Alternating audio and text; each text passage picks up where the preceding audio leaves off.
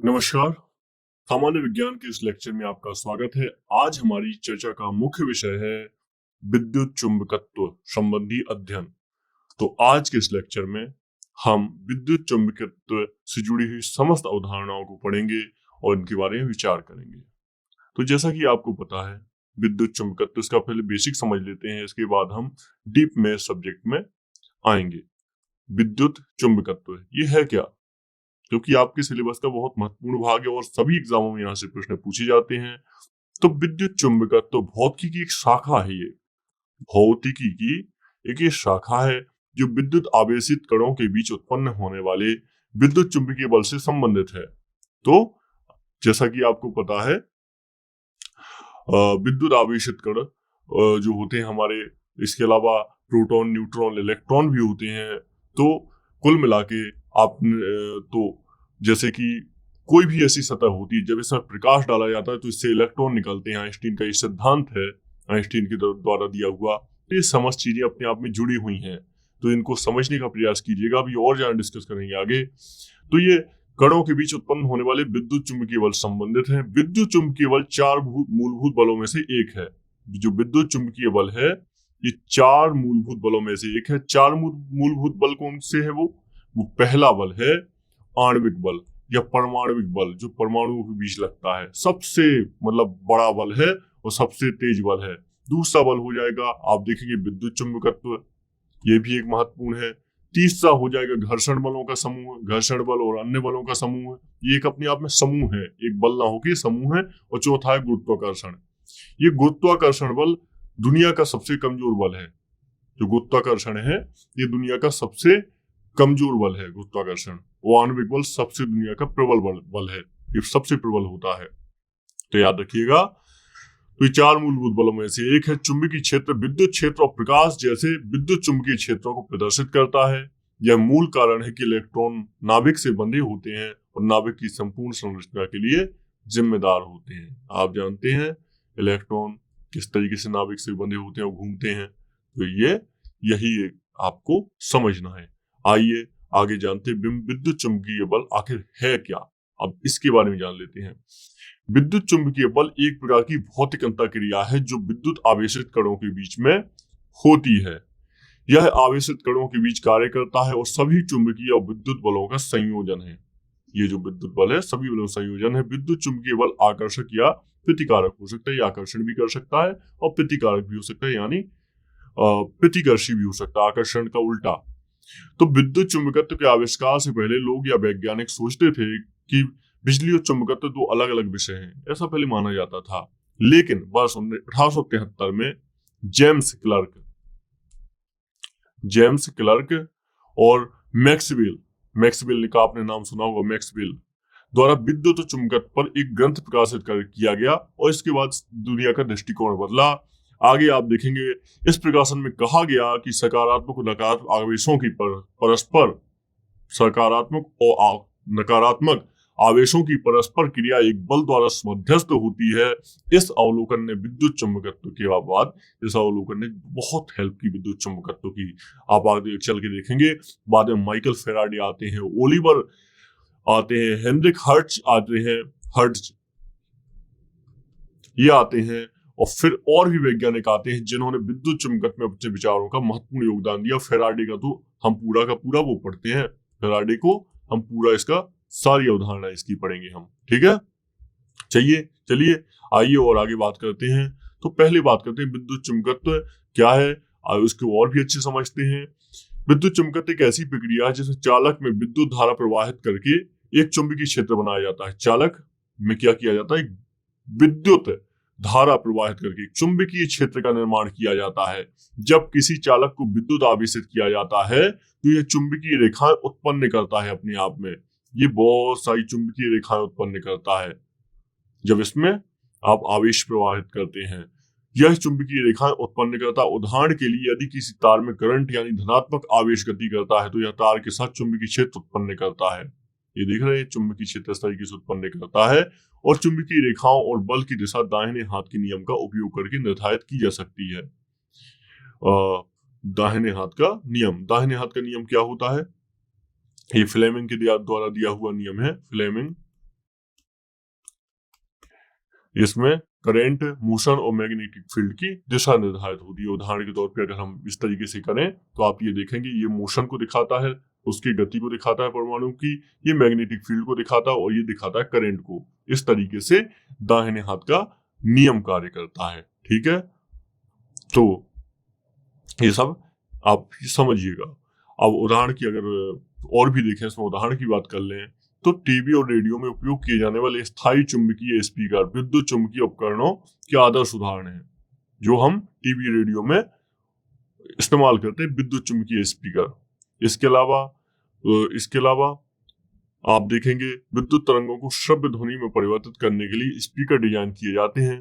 एक धातु की कुंडली एक स्थायी चुंबक से जुड़ी होती है और जब कुंडली से विद्युत धारा प्रवाहित होती है तो यह चुंबकीय क्षेत्र उत्पन्न करती है। बस यही है, सब कुछ कॉन्सेप्ट है। नवगठित चुंबकीय क्षेत्र स्थायी चुंबकीय क्षेत्र द्वारा प्रतिकर्षित होता है, क्योंकि आपने देखा होगा जो मैग्नेट होती हैं कई बार इनकी आप ध्रुव देखेंगे, ये उत्तरी और दक्षिणी ध्रुव होता है। ऐसे इसका मान लीजिए उत्तरी ध्रुव दक्षिणी ध्रुव, जब एक जैसे ध्रुव दूसरे से टकराते हैं तो ये क्या करते हैं, प्रतिकर्षण करते हैं। आप कितना भी फोर्स लगा देना, लेकिन आप इन दोनों को चिपका नहीं पाएंगे, इन ध्रुवों को। जबकि आप देखेंगे दो उल्टे ध्रुव चिपकाएंगे तो आराम से चुंबक चिपक जाएगी। तो ये वाला सिद्धांत तो बहुत जापान में रेलों तक में इस्तेमाल होता है। ये सिद्धांत अपने आप में बहुत बड़ा है, इसके बारे में हम बात करेंगे। तो विद्युत चुंबकत्व के आधार पर स्पीकर काम करते हैं। इलेक्ट्रोमैग्नेटिक इंडक्शन, ये क्या होता है? इलेक्ट्रोमैग्नेटिक इंडक्शन का मतलब होता है विद्युत आवेशित किया जाता है कंडक्टर को, तो विद्युत चुंबकीय क्षेत्र में घुमाया जाता है तो यह वोल्टेज यानी बिजली उत्पन्न करता है, और इस सिद्धांत को विद्युत चुंबकीय प्रेरण कहा जाता है। ठीक है, उत्पन्न वोल्टेज चुंबकीय क्षेत्र के माध्यम से चलने वाले कंडक्टर की गति पर आधारित होगा। कंडक्टर की गति जितनी तेज होगी प्रेरित बिजली वोल्टेज उतना भी तेज होता है। ये एक नियम होता है। इसके अलावा एक और नियम है, फैराडे का नियम है। तो फैराडे का नियम क्या कहता है? चुंबकीय क्षेत्र कंडक्टर के बीच सापेक्ष गति फ्लक्स लिंकेज में परिवर्तन होता है। फ्लक्स में यह परिवर्तन कॉइल वोल्टेज उत्पन्न करता है। ऐसा एक फैराडे का भी नियम है। ठीक है, तो ये हमने कुछ बेसिक चीजें समझी। आइए अब आगे बढ़ते हैं और अच्छे तरीके से हम चीजें पढ़ते हैं। ठीक है, तो कुछ और हमें बेसिक जानना है, फिर इसके बाद में हम कूलॉम लॉ और ये सब चीजों को पढ़ेंगे, क्योंकि विद्युत धारा के बारे में जानना आपके लिए जरूरी है, क्योंकि यहाँ से प्रश्न पूछे जाते हैं। अगर सीधे हम टॉपिक में आ जाएंगे तो आप समझ नहीं पाएंगे चीजें। तो जान लीजिए विद्युत धारा के बारे में। तो क्या होता है, किसी चालक में जब विद्युत धारा, कोई तार समझ लीजिए, वस्तु समझ लीजिए, विद्युत आवेश के प्रवाह की दर को विद्युत धारा कहते हैं। चालक दो प्रकार के मेटल होते हैं ना, एक चालक होता है, एक कुचालक होता है। चालक में आ जाती है सारी धातुएं आ जाती हैं, लोहा आ जाता है, जबकि कुचालक में क्या आता है, रबड़ आता है। कुचालक में लकड़ी आती है। कुचालक में, तो इसमें कुचालक तो नहीं बोल रहा, इसमें चालक बोल रहा है। तो इसका मतलब किसी चालक तत्व में जब विद्युत आवेश के प्रवाह की दर को विद्युत धारा कहते हैं। धनात्मक आवेश के प्रवाह की दिशा ही विद्युत धारा की दिशा मानी जाती है। यानी दो करंट होते हैं ना, पॉजिटिव नेगेटिव, तो पॉजिटिव करंट की दिशा स्पष्ट है। विद्युत धारा की दिशा ऋणावेशित इलेक्ट्रॉन की दिशा के विपरीत होती है। ठीक है, क्योंकि जो इलेक्ट्रॉन होते हैं यही तो घूमते हैं ना साथ में, इन्हीं से प्रवाहित होती है। विद्युत धारा का मात्रक क्या होता है? इसका मात्रक देख लीजिए, तो इसका मात्रक हो जाएगा एम्पियर। हमने शुरुआत में भी पढ़ा था इसको अगर 1 एम्पियर इक्वल टू करें तो 1 कूलॉम पर सेकेंड होता है। कूलॉम पर सेकेंड। तो इसको आप ये समझ में आएगा, जो ये कूलॉम लिखा है ये भी संबंधित है विद्युत धारा से। आगे बात करेंगे। चलिए, तो विद्युत धारा के प्रकार देख लेते हैं। 2 प्रकार की होती है विद्युत धारा। क्या क्या होती है? पहले होती है दिष्ट धारा और दूसरी होती है प्रत्यावर्ती धारा। ये 2 प्रकार की धारा होती है, तो इसको याद रखिएगा। इसको बोलते हैं डीसी करंट और इसको बोलते हैं एसी करंट। जो एसी करंट होता है, आइए इसके बारे में समझ लीजिए। दिष्ट धारा क्या होती है? यदि किसी पर्वत में धारा की दिशा एक दिशा में बहती है तो उसे दिष्ट धारा कहते हैं। बैटरी इत्यादि से प्राप्त धारा दिष्ट धारा कहलाती है। अगर दिष्ट करंट को हम ग्राफ में बनाएं तो ये ऐसा बनेगा, क्योंकि ये सिर्फ पॉजिटिव चलता है, ये नेगेटिव चलता ही नहीं। जबकि एसी करंट की अगर हम बात करें तो एसी करंट ऐसे चलता है, positive negative, positive negative, positive negative, इस तरीके से चलता है। इसमें क्या होता है, अगर आप करंट से चिपक गए तो पॉजिटिव है, फिर नेगेटिव होगा तो आप छूट जाएंगे। इस तरीके से इस करंट में अगर ये करंट लग भी जाता है तो इसमें बचने की संभावना होती है, जबकि दृष्ट धारा का जो करंट होता है ना, अगर आपको ये करंट अगर लग गया तो इसमें बचने की संभावना नहीं होती, क्योंकि पॉजिटिव ही होता है। ये कहाँ से प्राप्त होता है? बैटरी इत्यादि से हमें ये करंट प्राप्त होता है। जो आम घर है इसमें जो करंट आता है, जो आपके घर में बिजली आती है, ये एसी करंट होता है, प्रत्यावर्ती धारा होता है। अगर इसको हम डिफाइन करें तो ऐसी धारा जिसके मान एवं दिशा समय के साथ आवर्ती रूप में परिवर्तित होते रहते प्रत्यावर्ती धारा कहलाती है। जैसे हो गया अल्टरनेट, ऑस्किलेटर आदि से प्राप्त होने वाली विद्युत धारा प्रत्यावर्ती धारा कहलाती है।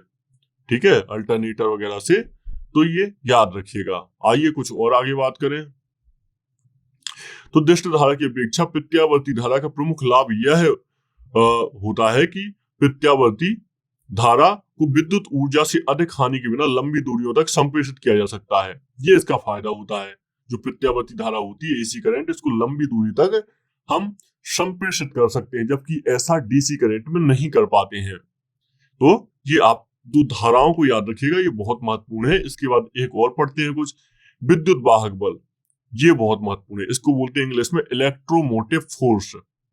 विद्युत वाहक बल, विद्युत वाहक बल, ठीक है।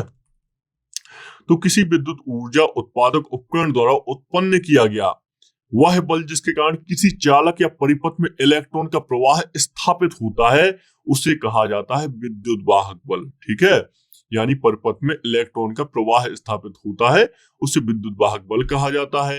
एक विभव नाम का शब्द होता है, इसका मतलब होता है किसी इकाई धनावेश को अनंत से विद्युत क्षेत्र के किसी बिंदु तक लाने के लिए कार्य को उस बिंदु का विद्युत विभव कहा जाता है। ठीक है, धनावेश से को अनंत से विद्युत क्षेत्र के किसी बिंदु तक लाने के लिए किए गए कार्य को उस बिंदु का विद्युत विभव कहा जाता है। ठीक है, विभवांतर क्या होता है? विभवांतर का मतलब होता है इकाई धनावेश को विद्युत क्षेत्र में एक बिंदु से दूसरे बिंदु तक ले जाने में कार्य को उन बिंदुओं के मध्य के स्तर को बिंदु को विभवांतर कहा जाता है। इसका मात्रक वोल्ट होता है, भी से दर्शाते हैं। आपका आगे चल के आप देखेंगे प्रतिरोध नाम का एक शब्द होता है, प्रतिरोध, इसको रेजिस्टेंस बोलते हैं। ये शब्द आपके काम आएंगे अगर आप ये टॉपिक पढ़ते हैं तो। किसी चालक का प्रतिरोध वह भौतिक राशि होती है, भौतिक राशि होती है जिसके कारण चालक से धारा के प्रवाह में रुकावट होती है। मतलब इसको कैसे समझें? इसका मात्रक ओम होता है, ये ओम होता है इसका मात्रक, ये प्रतिरोध का मात्रक होता है। उदाहरण के तौर पे आप प्रतिरोध को ऐसे समझ लीजिए, आप जब घर में एक सर्किट बनाते हैं पूरा पूरा, ठीक है, पॉजिटिव नेगेटिव का सर्किट बनाया, और कभी ऐसी कंडीशन आ गई कि ये सर्किट आपका शॉर्ट हो सकता है, तो ऐसे ही में बीच में आप एक तार लगा देते हैं पतला सा, ताकि ये सॉकेट पूरा सर्किट शॉर्ट होने लगे, तो ये तार जल जाए बीच से और ये लाइट हमारा ये बच जाए पूरा का पूरा सिस्टम। तो इस तरीके से इसको ऐसे भी समझा जा सकता है आपको सामान्य भाषा में, जिससे थोड़ी समझ हो जाए। तो ये किसी चालक का प्रतिरोध होता है जिसके कारण चालक से धारा के प्रवाह में रुकावट आती है। प्रतिरोध का तो मतलब ही यही होता है, रुकावट आना। ओम का नियम क्या होता है? इसका मात्रक ओम होता है, तो ओम का नियम आइए जान लेते हैं। तो ओम का नियम होता है जब किसी चालक के सिरों पर विभवांतर लगाया जाता है तो उसमें होकर विद्युत धारा प्रवाहित होने लगती है। जर्मन वैज्ञानिक जॉर्ज साइमन ओम जो थे, इन्होंने आरोपित विभवांतर तथा उसके फलस्वरूप प्रवाहित विद्युत धारा प्रयोग द्वारा एक संबंध स्थापित किया था। यह संबंध ओम का नियम कहलाता है। किसका? ओम, या फिर ओम भी बोला जाता है इसको, ओम। ठीक है, याद रखिएगा, ओम भी बोला जाता है इसे। इस नियम के अनुसार यदि किसी चालक की भौतिक अवस्था जैसे ताप आदि में कोई परिवर्तन ना हो तो चालक में प्रवाहित होने वाली विद्युत धारा उसके सिरों पर लगाए गए विभवांतर के अनुक्रमानुपाती होती है। यदि किसी चालक के सिरों पर भी विभवांतर आरोपित करने से एक विद्युत धारा प्रवाहित होती है, तो इन्होंने सूत्र दिया था कि I बराबर V, तो V बराबर 1 इक्वल टू V बराबर 1, तो हो जाएगा V बराबर R1 हो जाएगा। R इसका नियतांक है। ठीक है, चलिए, तो प्रतिरोध को प्रभावित करने वाले कारक कौन कौन से हो जाएंगे? चालक का प्रतिरोध, उसकी लंबाई हो जाएगी। चालक का प्रतिरोध अनुप्रस्थ काट का क्षेत्रफल हो जाएगा, क्षेत्रफल डिसाइड करेगा। ठीक है, तो ये सब याद रखेंगे। चलिए, विद्युत शक्ति क्या होती है? किसी विद्युत परिपथ में विद्युत ऊर्जा के व्यय होने की दर को विद्युत शक्ति कहा जाता है, ये भी याद रखिएगा। आगे बात करते हैं, व्यवसायिक उद्देश्यों के लिए विद्युत ऊर्जा के बड़े मात्रक किलोवाट घंटा का उपयोग किया जाता है, इसे यूनिट कहते हैं। यूनिट एक शब्द बनता है और ये तो बहुत सामान्य शब्द है जो आपको पता होना चाहिए। आपके जो घर को मीटर भी आप देखते हैं। तो व्यवसायिक उद्देश्यों के लिए विद्युत ऊर्जा के बड़े मात्रक किलोवाट घंटा का उपयोग किया जाता है, किलोवाट प्रति घंटा, आवर, तो इसी को एक यूनिट कहा जाता है, यूनिट। ठीक है, आपके घरों में भी इसी तरीके से बिजली चलती है। दूसरे शब्दों में 1 किलोवाट घंटा अथवा 1 यूनिट विद्युत ऊर्जा की वह मात्रा है जो परिपथ में 1 घंटे में क्षय होती है, जबकि परिपथ में 1 किलोवाट की विद्युत शक्ति हो। तो इस तरीके से यूनिट होता है। तो यूनिटों की संख्या निकालनी हो तो कैसे निकालेंगे यूनिट की संख्या? तो ये निकालेंगे वोल्ट गुणे एम्पियर गुणे आर अपॉन में हो जाएगा if 1000। ठीक है, तो ये याद रखेंगे। अगर इसको और भी सही करें तो वाट इंटू घंटे अपॉन में 1000 कर देंगे, वाट गुणे घंटा अपॉन में 1000। ठीक है, तो ये सब आप शब्द याद रखेंगे। इसमें एक शब्द और भी है, जनरेटर। विद्युत जनरेटर क्या होता है? जनरेटर क्या होता है? तो जनरेटर का अर्थ होता है, विद्युत जनरेटर का अर्थ होता है, विद्युत जनरेटर विद्युत धारा अथवा बिजली उत्पन्न करने का एक उपकरण होता है। विद्युत जनरेटर यांत्रिक ऊर्जा को विद्युत ऊर्जा में बदलता है। किसमें बदलता है? यांत्रिक ऊर्जा को विद्युत ऊर्जा में। कैसे बदलता है? हमने आपको पहले जो टरबाइन होती है उसकी कार्य प्रणाली समझाई थी, किस तरीके से नोजल से पानी आता है या भाप आती है, वो टरबाइन को मूव करती है, चलाती है। इसके पीछे कैपेसिटर लगा होता है, संघनन की प्रोसेस होती है, और इस तरीके से जनरेटर के माध्यम से विद्युत बनना शुरू हो जाती है, हमारे घरों तक आती है। तुमने इसको समझाया था। ठीक है, तो याद रखिएगा, विद्युत चुंबकीय प्रेरण का एक अनुप्रयोग होता है जनरेटर।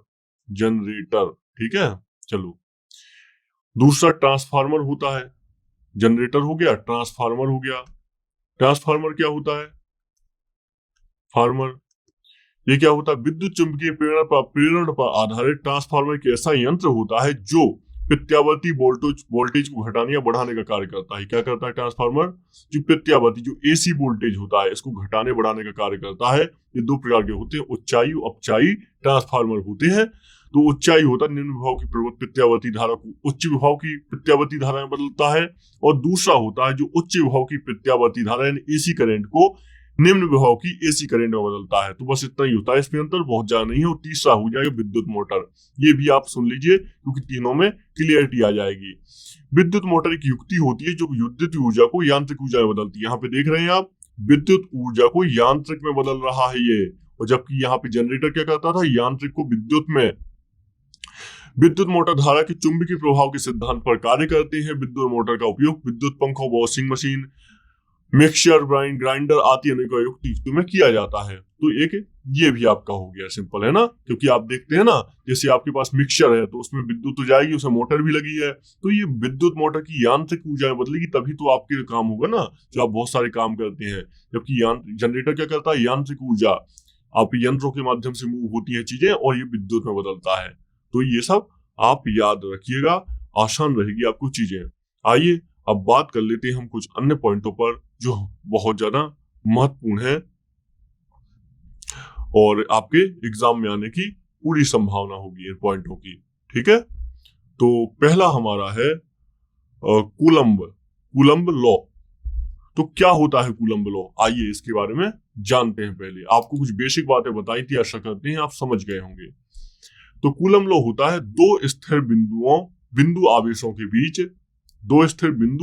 के बीच लगने वाला आकर्षण या प्रतिकर्षण बल।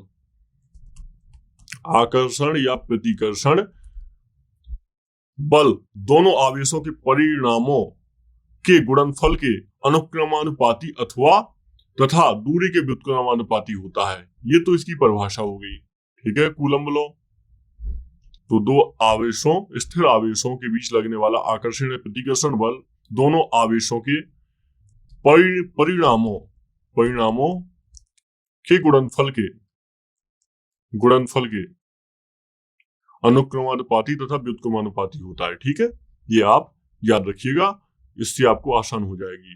और समझते हैं, कूलम्ब का नियम होता है जब आवेश, सपोज करें Q1 है और एक आवेश Q2 है।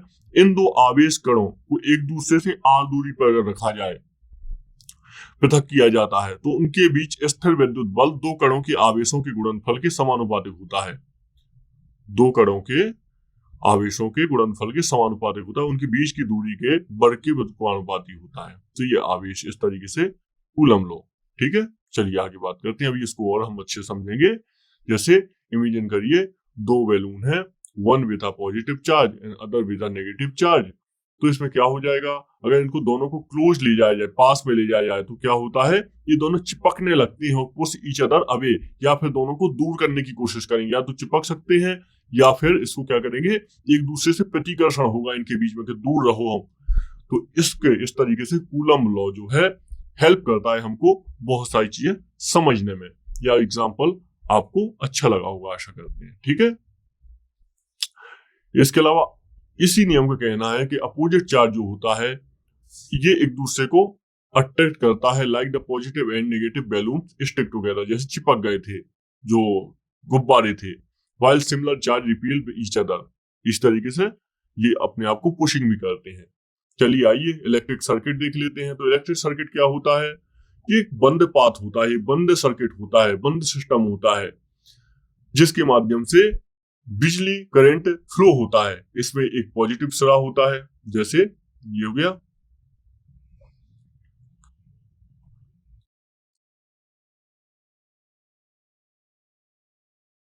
एक पॉजिटिव हो गया, एक नेगेटिव हो गया। तो इसमें क्या हो गया, फ्लो टिपिकली इसमें इसके बाद इस सर्किट से करंट पास होने लगता है। इसमें रजिस्टर भी लगे होते हैं, कैपेसिटर भी लगे होते हैं, पावर सोर्स वायर्स भी होता है। तो इस तरीके से करंट फ्लो करता है। एग्जाम्पल इसमें है, तो इसमें बैटरी होती है जो टॉय कार होती है, पावर इसको देती है, और इसके लिए आप देखते हैं बैटरी ही इलेक्ट्रिसिटी इसको प्रदान करती है। तो आप देखेंगे इसमें मोटर और वायर, इन सब एक पूरा सर्किट होता है जिसके जरिए इसमें पावर कार जो पावर टॉय होता है ये रन करता है। चलिए आगे बढ़ते हैं। मैग्नेटिक फील्ड क्या होता है, तो आइए मैग्नेटिक फील्ड के बारे में समझते हैं, यानी चुंबकीय क्षेत्र के बारे में समझते हैं। चुंबकीय क्षेत्र क्या होता है, ये चुंबकीय क्षेत्र में क्या होता है, दिशा अलग अलग होती है और समान चुंबकीय क्षेत्र की दिशा एक जैसी होती है। इसकी परिभाषा अगर देखी जाए तो ऐसा क्षेत्र जिसमें किसी बिंदु पर रखी गई चुंबकीय सुई एक निश्चित दिशा में ठहरती है, इस क्षेत्र को चुंबकीय क्षेत्र कहा जाता है। चुंबकीय क्षेत्र बड़ा शानदार कॉन्सेप्ट है और चुंबक का अपने आप में बहुत ज्यादा महत्व है। आप देखेंगे जापान में ऐसी कुछ रेल भी शुरू हो गई हैं जो इसी चुंबकीय सिद्धांत पे काम करती है। जो प्रतिकर्षण होता है चुंबक का, इसके आधार पर कार्य करती हैं। तो ये चुंबकीय अपने आप में बहुत शानदार कॉन्सेप्ट है। अगर बात करें तो ये चुंबकीय जो कॉन्सेप्ट है, ये इस सबसे पहले ये चुंबक का महत्व कहाँ से हमें पता चलता है, तो करीब 600 ईसा पूर्व से हमें इसका महत्व ज्ञात होता है। मैग्नेटाइट नामक खनिज पदार्थ के टुकड़ों में लोहे के पदार्थों को आकर्षित करने का गुण था, ऐसा लोगों को पता चला। ऐसे पदार्थों को चुंबक कहा गया और लोहे को आकर्षित करने के गुण को चुंबकत्व कहा गया। आगे चल के प्रकृति में मिलने के कारण इन्हें प्राकृतिक चुंबक कहते हैं। रासायनिक रूप से यह लोहे का ऑक्साइड होता है। कुल मिला के चुंबक क्या है, लोहे का ऑक्साइड है।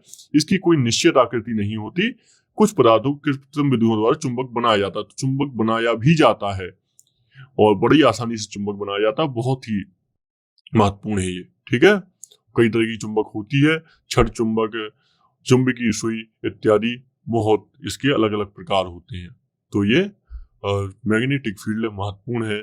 और ये मैग्नेटिक फील्ड इसलिए महत्वपूर्ण है क्योंकि आप जानते हैं कि हमारी पृथ्वी में भी मैग्नेटिक फील्ड उत्पन्न होता है, जो सूर्य से आने वाली जो उसका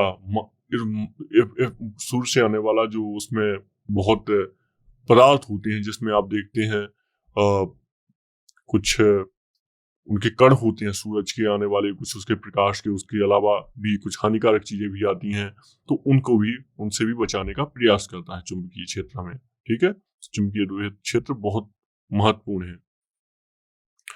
तो आपको जैसे पता है हमारी पृथ्वी भी एक चुंबक की भांति व्यवहार करती है। इसका अपना चुंबकीय क्षेत्र होता है और ये चुंबकीय क्षेत्र हमेशा उत्तर दक्षिण दिशा में ठहरता है। आप देखेंगे जो भौगोलिक दक्षिण से उत्तर की ओर ये चुंबकीय क्षेत्र दृष्ट होता है, भूचुंबकीय का उत्तरी ध्रुव भौगोलिक दक्षिणी ध्रुव की और दक्षिणी ध्रुव की भौगोलिक उत्तर की ओर होता है। ठीक है, तो ये आपको सिंपल सा है, उसमें कुछ ज्यादा नहीं है। अगर हम चुंबक का क्षेत्र देखेंगे तो आप देखेंगे ये चुंबक है, अगर कोई छड़ चुंबक है, इसमें इसके नॉर्थ पोल साउथ पोल हो गया, तो ये अपने आप में इस तरीके से आप देखेंगे एक इफेक्ट उत्पन्न करते हैं। ये इफेक्ट क्या करता है, अपने आप में इसी को बोलते हैं चुंबकीय क्षेत्र है। ठीक है, चलिए आगे बात करते हैं। इसके एग्जाम्पल लिखा हुआ है, आप इमेजिन कीजिए दो मैग्नेट आप पास में लेके आते हैं, या तो ये चिपक जाएंगी या एक दूसरे से अलग होने का प्रयास करेंगी, है ना। ये चुंबकीय का एक महत्वपूर्ण गुण है। मैग्नेटिक इंडक्शन हम पहले पढ़ चुके हैं, फिर से देख लेते हैं। Magnetic induction refer to the process by which a magnetic field is created. ठीक है, मैग्नेटिक फील्ड क्रिएटेड करने का एक एग्जाम्पल है, जिसमें external magnetic field leading to the alignment और एटॉमिक और मॉलिक्यूलर मैग्नेटिक मूवमेंट है। तो सिंपल है, ये कुछ ज्यादा इसमें प्रॉब्लम की बात नहीं है, हम पहले ही इसको पढ़ चुके हैं, तो इसको मैग्नेटिक इंडक्शन को छोड़ देते हैं। चलिए आगे बढ़ते हैं। इलेक्ट्रोमैग्नेटिज्म, ये क्या होता है। इलेक्ट्रोमैग्नेटिज्म के बाद ये एग्जाम्पल इसका लिखा है, तो इसमें देखिए लिखा, when you rub the paper clip with a magnet for a while and then bring another paper clip close to first one, something magical happens. The second paper clip also become magnetic and stick to the first one. यानी इसमें जब आप एक आप क्या करते हैं, paper clip और मैग्नेट को लेते हैं, और जब पेपर क्लिप को मैग्नेट के साथ खींचते हैं, तो आप दूसरे पेपर क्लिप को, यानी पेपर क्लिप यानी कोई ऐसी लोहे की छोटी सी चीज है, उसको ले जाते हैं तो वो चिपकने लगती है। तो इस तरीके से मैग्नेट जो फील्ड होता है बहुत आसानी से उत्पन्न भी किया जा सकता है। बालों में घिस के कई बार इसको थोड़ा मोड़ा मैग्नेट किया जा सकता है। आइए, तो इसके बाद हम बात कर लेते हैं एक और टॉपिक पर, फ्लूइड प्रॉपर्टीज का। फ्लूइड यानी जो लिक्विड है, इनसे संबंधित कुछ चीजों पर बात कर लेते हैं। तो फ्लूइड का आपको पता है, द्रव, एक तरीके से हम द्रव की बात करने वाले हैं। फ्लूइड यानी द्रव की बात करने वाले हैं। तो इसमें क्या है, ये मतलब फ्लूइड जो होता है ये फ्लो होता है और एडेप्ट का कोई भी शेप ले सकता है, कंटेनर, लिक्विड, गैसेस, ये सब इनमें किसमें आती है, फ्लूइड में आती हैं सब चीजें। द्रव होगा और गैस होगी, ये सब फ्लूइड में आती हैं चीजें, गैस। ठीक है, तो ये आइए फ्लूइड मैकेनिक्स पे कुछ बात कर लेते हैं।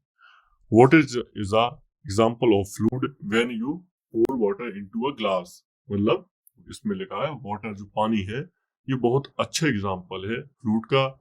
इसको आप जैसे भी जिस भी शेप में डालते हैं तो ये उसी शेप में आ जाता है। इसका कारण क्या होता है, क्योंकि हम जानते हैं आसंजक ससंजक आसंजक बल। इसमें क्या होता है, जो कण होते हैं, जो मॉलिक्यूल होते हैं लिक्विड के, ये थोड़ा दूर दूर होते हैं, जबकि हम देखते हैं जो ठोस होते हैं, ठोस, इनके पदार्थ के मॉलिक्यूल बड़े पास पास में होते हैं। आप देखेंगे सारे मॉलिक्यूल एक दूसरे से बहुत ज्यादा चिपके रहेंगे, जबकि जो द्रव होते हैं इनके मॉलिक्यूल दूर दूर होते हैं, और जो गैस होते हैं इनके मॉलिक्यूल तो बहुत दूर होते हैं। तो इस तरीके से हम जानते हैं इसी के कारण ऐसा होता है। तो ठीक है, fluid have different properties like density, pressure and, तो ये सब जो इसकी प्रॉपर्टीज हैं, ये भी बहुत नॉर्मल है, इसमें कुछ खास नहीं है। चलिए आगे बढ़ते हैं। तो डेंसिटी को हिंदी में घनत्व कहा जाता है। आप इसको ऐसे समझिएगा कि किसी पदार्थ की सघनता को उसकी डेंसिटी कहा जाता है। सघनता, उदाहरण के तौर पे आप जब लोहे की बात करेंगे तो कहेंगे, इसमें आप कहेंगे लोहे की डेंसिटी ज्यादा होती है, क्योंकि लोहे में जो मॉलिक्यूल होते हैं पास पास वो बहुत ज्यादा सघन होते हैं, जबकि जो पानी होता है, जो फ्लूइड होता है, तरल होता है, तरल चीजें होती हैं, उनकी डेंसिटी कम होती है, क्योंकि उनकी जो सघनता होती है उनमें अणुओं की वो बहुत कम होती है। तो आप डेंसिटी को ऐसे समझ सकते हैं। पहले हम डेंसिटी को पहले से ही परिभाषित कर चुके हैं, जो शुरुआत में ही हमने कर दिया था। हमने कहा था कि डेंसिटी बहुत महत्वपूर्ण टॉपिक है, बहुत महत्वपूर्ण चीज है। प्रेशर को भी हम, दाब को भी हम कर चुके हैं, दाब को भी हम पहले ही कर चुके हैं। इसमें दाब आपका एक देखेंगे, अब वायु दाब भी होता है। तो ये क्या होता है, प्रेशर क्या होता है, किसी में दाब होता है, और ये आपको कई प्रकार से होता है दाब, कई तरीके से हम इसको फील करते हैं, हम खुद भी फील करते हैं और कई बार इसको हम साइंस की भाषा में अलग से फील करते हैं। ठीक है, तो जो इकाई क्षेत्रफल पर जो प्रेशर लगता है तो उसको वायु दाब बोला जाता है, हालांकि और हम इसको पहले ही नरेट कर चुके हैं तो हम यहाँ पे ज्यादा नहीं करेंगे। आइए इसको अभी हम नरेट करते हैं, आगे बढ़ते हैं। पहले बर्नौली की थ्योरम पे, ये बहुत ज्यादा महत्वपूर्ण है। तो बर्नौली की थ्योरम क्या है? तो बर्नौली की थ्योरम बताती है, बर्नौली की प्रमेय बताती है, प्रतिपादित करती है ये कि जैसे जैसे गतिमान द्रव सपोज करें एक द्रव है, कोई गतिमान है, तरल या गैस भी हो सकता है, ये इसकी गति बढ़ती है तो द्रव के भीतर दबाव कम हो जाता है। इसमें क्या होने लगता है? इसमें दबाव जो होता है ये कम होने लगता है। हालांकि बर्नौली ने कानून का प्रतिपादन किया था, तो बर्नौली ने इस कानून का प्रतिपादन किया था और इसमें 1752 में बर्नौली के समीकरण को उसके सामान्य रूप में प्राप्त किया गया। तो बर्नौली का सिद्धांत याद रखिएगा, गतिमान द्रव की कुल यांत्रिक ऊर्जा जिसमें ऊंचाई के साथ ऊंचाई की गुरुत्वाकर्षण स्थितिज ऊर्जा, द्रव दबाव से जुड़ी ऊर्जा और द्रव गति की गतिज ऊर्जा शामिल होती है। ठीक है, तो ये आप याद रखिएगा। इसका एक सूत्र भी है, इसका सूत्र P बराबर P plus 1/2 PV square plus PGH, इसको कांस्टेंट होता है ये। ठीक है, तो इस तरीके से बर्नौली का जो समीकरण सूत्र है ये क्या कहता है? गतिज ऊर्जा गुरुत्वाकर्षण संभावित ऊर्जा के बीच में एक संबंध स्थापित करता है। तो ये याद रखेंगे आप, बहुत टेक्निकल है हालांकि ये, लेकिन आपके लिए उतना टेक्निकल का काम का नहीं है, तो आपके लिए उतना आवश्यक नहीं होगा। इसके अनुप्रयोग की बात कर लेते हैं जो आपको महत्वपूर्ण हो सकते हैं। इसका प्रयोग होता है बेंचुरीमीटर में। बेंचुरीमीटर क्या होता है? सपोज करिए कोई पाइपलाइन है और इसमें आपको आपके घर में पानी आता है पाइपलाइन से। अब आपको इसके पानी का मापन करना है, इसको प्रवाह की दर मापनी है, आपके कितना क्यूबिक मीटर पानी जा रहा है। तो इसके लिए बेंचुरीमीटर का प्रयोग किया जाता है। बेंचुरीमीटर बीच में लगा दिया जाता है, ये मीटर इस तरीके से कुछ दिखता है। ये बेंचुरीमीटर जो होता है, तो ये बेंचुरीमीटर का उपयोग किया जाता है पानी को नापने के लिए। तो ये बर्नौली के प्रमेय का उपयोग करते हुए बेंचुरीमीटर का उपयोग किया जाता है। ठीक है, इसके अलावा और इसमें ऑरिफिस मीटर भी होता है। हालांकि ऑरिफिस मीटर बहुत लंबी पाइपलाइनों में लगाया जाता है। जहाज की कार्यप्रणाली, हवाई जहाज की कार्यप्रणाली, ये पंखों का आकार ऐसा दिया जाता है कि हवा निचली सतह की तुलना में ऊपरी सतह से अधिक गति से गुजरे। दबाव अंतर पैदा करने के लिए यह स्पीड में अंतर की गणना बर्नौली के सिद्धांत का उपयोग करके की जाती है।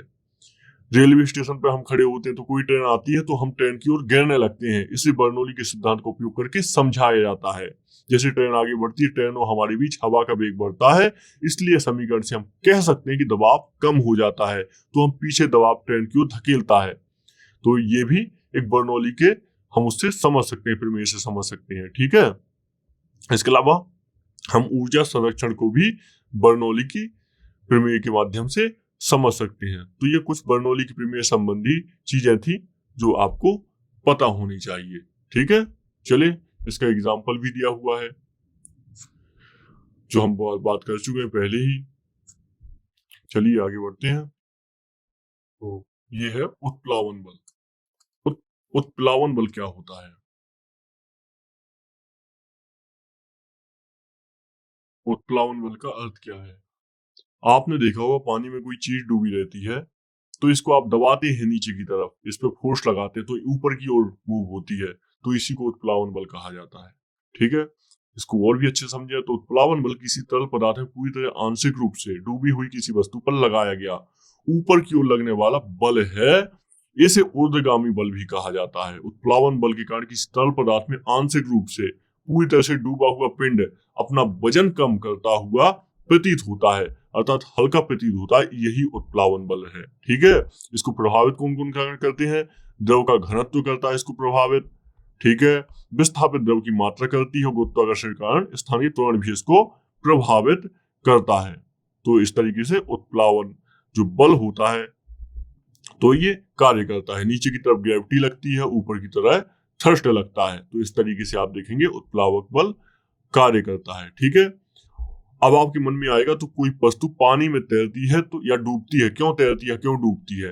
तो इसका जवाब है, यदि कोई तरल के एकल स्तंभ पर विचार करे तो इसे उतार चढ़ाव वाले दबाव के साथ एक के ऊपर एक कई ऊपरी परतों के मिश्रण के रूप में देखा जाना चाहिए। कैसे? तरल के तल पर दबाव शीर्ष की तुलना में अधिक होगा। तल पर जो होता है, जैसे कि आपने देखा भी होगा, सुना भी होगा, जो समुद्र तल है, तो यहाँ पे दबाव बहुत अत्यधिक होता है, बहुत अधिक दबाव होता है। तभी तो बड़ी बड़ी पनडुब्बी भी यहाँ पे आके कई बार खत्म हो जाती हैं, क्योंकि बहुत ज्यादा दबाव होता है। तो जैसे जैसे नीचे जाते हैं, तरल की परतें, एक के ऊपर एक परतें संख्या बढ़ती जाती है, तो इसलिए यहाँ पे दबाव बढ़ता जाता है और इसमें एक बल ऊपर की ओर लगता है।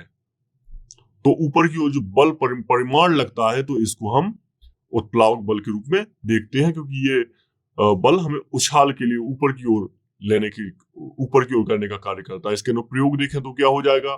तैराकों के लिए, मछली जहाजों, हिमशैलों के लिए तैरते रहना संभव बना पाता है ये।